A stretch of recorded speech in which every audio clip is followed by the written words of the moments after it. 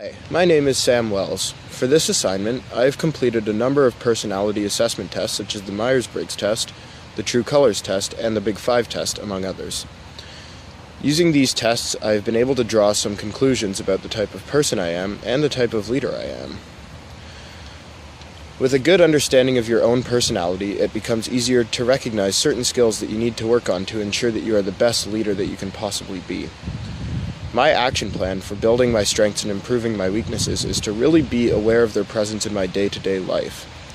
My plan is to identify each and every situation on a daily basis which presents an opportunity for personal growth or an opportunity to further develop my leadership skills, and use these opportunities to grow.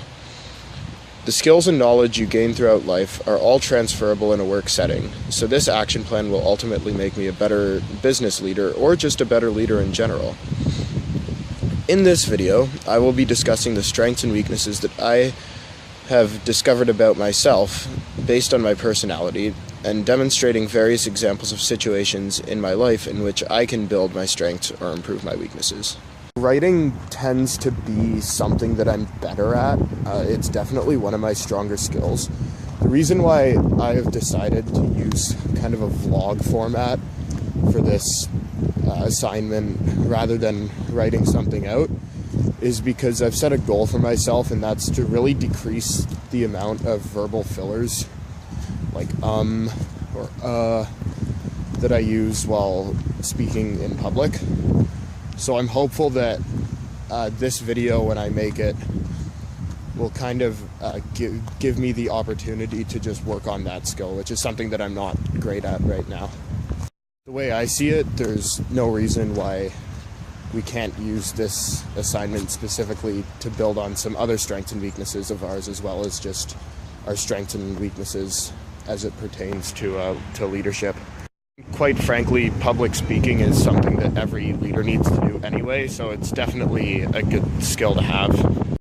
Okay, so one of my biggest strengths as an ENFP Myers-Briggs type is I'm always willing to push my comfort zone, and I thought that it was only fitting to do this little segment here at Vancouver International Airport. The runway is right back there, because right now, living out in Vancouver, I moved very recently, actually back in January, away from a lot of friends and all my family back in Ontario, so I kind of am out of my comfort zone just about every day while I'm here, but definitely in a good way. It's been a great experience so far, and I think it'll continue to be that way over the next few months and possibly even years that I'm here.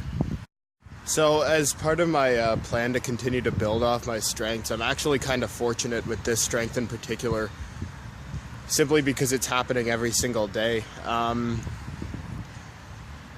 I do plan on doing a bit more traveling as well over the next few months.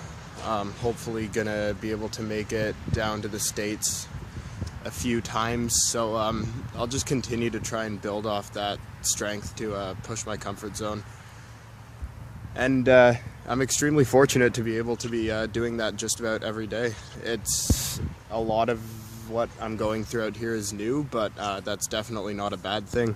Willingness to push your comfort zone is definitely a great asset for a leader to have, because it means that you can be that person in the group who's willing to take on that task that nobody else is, that needs to get done. Generally speaking, it's a lot better to take action and make a ton of mistakes than it is to not take action at all. And if you're willing to push your comfort zone, that means that you can be that person who does take action. Great business leaders like Bill Gates, Steve Jobs, for instance, they didn't get to the point that they're at by staying within their own boundaries and not taking risks. Okay, so another one of my strengths is I tend to be very observant. We are here at the Langara Family YMCA. The building is right over there. Unfortunately, because we work with children, that means that I'm not actually allowed to go inside and film my real workspace at the pool for obvious reasons, but we can still kind of do this segment here outside of the building. Now, like I said, I'm very observant. That's definitely a strength. Here at my workplace, it's a great opportunity to kind of use that strength to my advantage. I work in a fairly big team of coworkers, and we're all very observant of one another. There's so many different ways that you can teach kids how to swim. So every single instructor tends to have a bit of a different style and different methods that they use, different games and activities that they play with the kids. And a great way to learn is by watching one another. So as a leader, being observant is also a very good skill to have. As we discussed earlier in the unit, leaders don't know everything. Nobody knows everything. So being able to observe and kind of embrace the fact that some of the people with whom you work may know things that you do not, and you can learn from them as well as they can learn from you. That's kind of where being observant comes into play as a very valuable asset for a leader to have. So according to the test, I have a slightly above average level of emotional intelligence, and that means that I tend to be a pretty good teacher. Now, obviously that's what my job here at the Langara YMCA is all about. It's teaching kids how to swim. I obviously don't plan on doing this job forever, but while I do it, it's definitely going to improve my emotional intelligence, continue to improve my emotional intelligence to the point where it becomes even more of a strength. Obviously, the ability to teach is very important. It's a very important skill for a leader to have. A lot of leading is teaching people how to do what you expect them to be able to do, what you need them to be able to do. And if you're not good at teaching them, then you'll never really be an effective leader, because they won't know what to do or exactly what you expect them to do. My favorite quotes is definitely, leadership is not about being in charge, it's about taking care of the people in your charge. And the number one way of taking care of the people in your charge is by ensuring that they're all well prepared to do the jobs that they're expected to do. And in order to ensure that, you have to be able to teach them how to do it properly. I have a low natural reaction score, which means that I'm not easily upset by stressful situations. And I think that working as a lifeguard has really contributed to making that possible. Lifeguarding can be a very high-stress job. Things do go wrong at pools. And it's very important that you have the ability to remain calm in that kind of situation, whether it be someone jumping into the pool and not knowing how to swim, or a disgruntled patron, or two kids fighting. It's very important that you can kind of keep a level head, and being a lifeguard has definitely made me better at that. It's a skill that I've definitely been able to develop in the past and will continue to develop, which will be able to set me up for success later on in life. Energy tends to be contagious, especially from the leader of a group. And that's why the ability to remain calm and not get upset by stressful situations is definitely a very valuable skill for a leader to have. Definite strength of mine as an ENFP and also a True Colors Orange type is I'm very upbeat and fun-loving. And that's why it's pretty great that I live here in Vancouver. It's kind of a cliche, but there's the whole West Coast vibe type of thing, but it is actually very true. Everyone out here tends to be very friendly. The city's absolutely stunning, and there's no shortage of things to do here at there's the ocean behind me. And this is one of the various places in Vancouver where it's just great fun to come to, and you just feel so good being here. Energy tends to be contagious, and that's why it's very important for a leader to have that same kind of upbeat and charismatic personality. A lot of people in a team tend to look towards the leader and kind of mimic their actions and mimic their attitude. So staying upbeat and making sure that everybody around me is having a good time is definitely something that will prove to be very valuable as I continue to develop my leadership skills.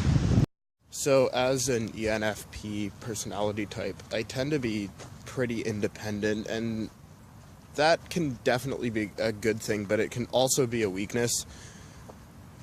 Generally speaking, ENFPs, like myself, tend to react poorly to a rules-heavy workplace, or a workplace in which everything is extremely strict and follows certain guidelines, doesn't deviate from it.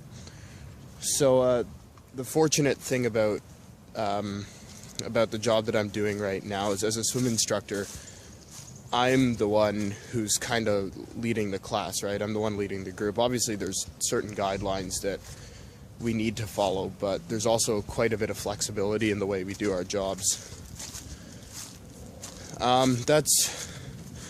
It's a pretty important thing for me to keep in mind as I continue to search for a career in life. Just being aware of that fact and making sure that I pick a career that suits me and suits the kind of person that I am. And picking a job that involves flexibility in the way that I do it and allows me to be as creative as I possibly can. So it's nighttime now. Please excuse the very poor lighting. But so one of my weaknesses as an ENFP is that I tend to have some difficulty focusing on routine tasks. Kind of just, I have some poor practical skills. When I am required to use my imagination or think critically, it tends to go extremely well. But sometimes just routine work is something that I have difficulty focusing on. So to help me out there, I come here to the Vancouver Public Library.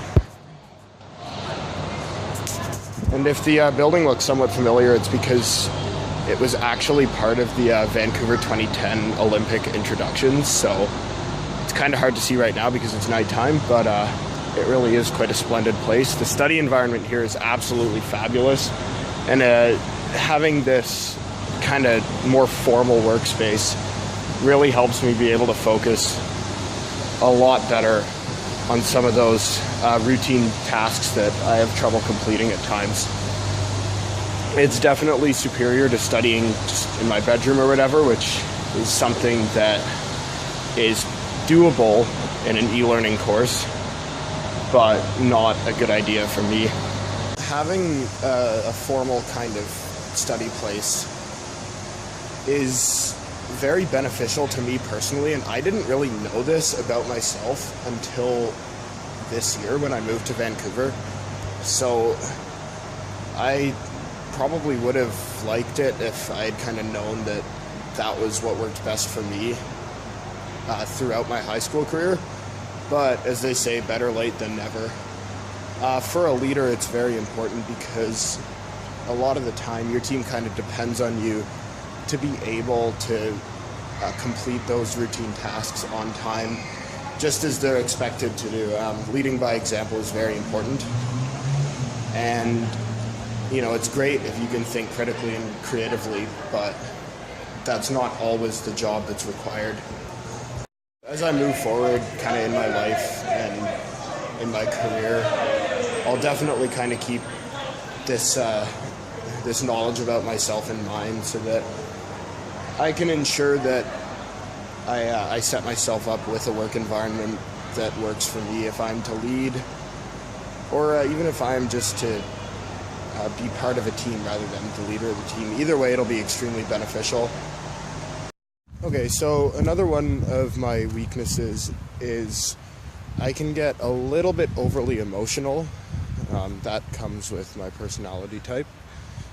And in small doses, a bit of passion isn't a bad thing at all. It can help you get tasks done, achieve your goals, that kind of thing. But in large quantities, you can have too much of it, and it can kind of lead you to lose your mind a little bit or make quick fire decisions that wouldn't necessarily be best for everyone on your team, which is why being able to control your emotions is a good quality for a leader to have. So I'm here at Stanley Park. It is there.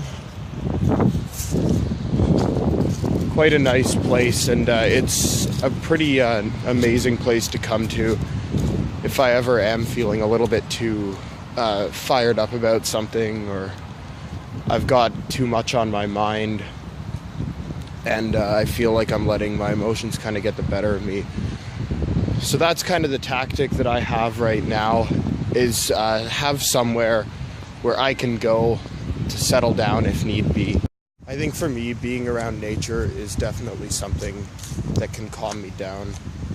If I feel that I'm getting a bit too passionate about a certain situation in my life.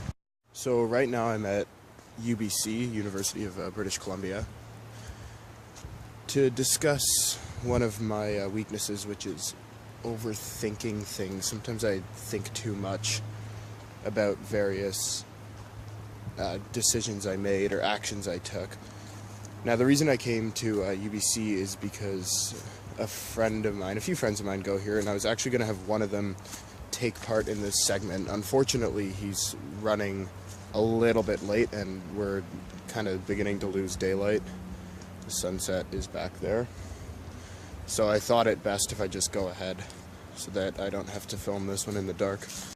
The reason I'm talking about having my friends involved with this is because that's my tactic for preventing me from overthinking various actions or decisions that I make.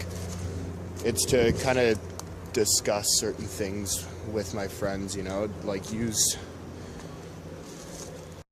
I've found that talking about things, especially at times with people who were not actually involved with various situations, is really a good way of kind of helping clear your own head and preventing you from overthinking too much. It's definitely a good quality for a leader to have, because when in leadership positions, there are times when you need to make big decisions and take action, and if you're constantly dwelling on what you did, whether or not it was the right decision, what you could have done better, you're not going to be able to progress forward.